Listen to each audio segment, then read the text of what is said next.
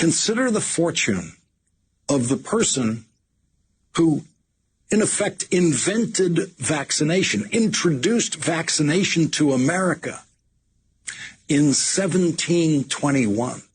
That has to be the biggest fortune in the history of medicine, right?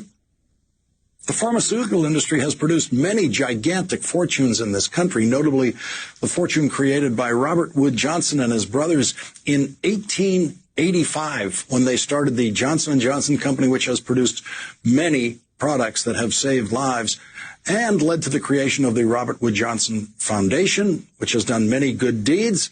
And that fortune has provided for generation upon generation of some members of the class that used to be known as the idle rich.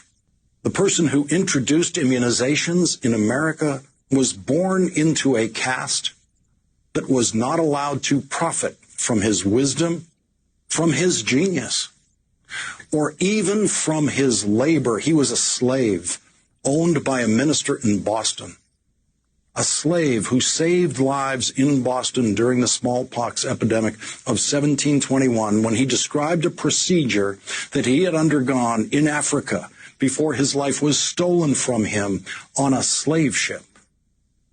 Pulitzer Prize winner Isabel Wilkerson tells this story in her new book, Caste: The Origins of Our Discontents.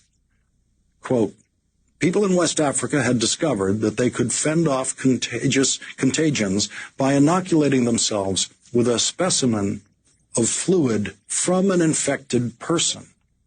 That is the knowledge that slave brought to Boston in 1721, where he saved dozens of lives because of one doctor who decided to try that method that the slave described. 30 years later, vaccinations based on that method, introduced by a slave, became the standard practice in Massachusetts and eventually the rest of the country.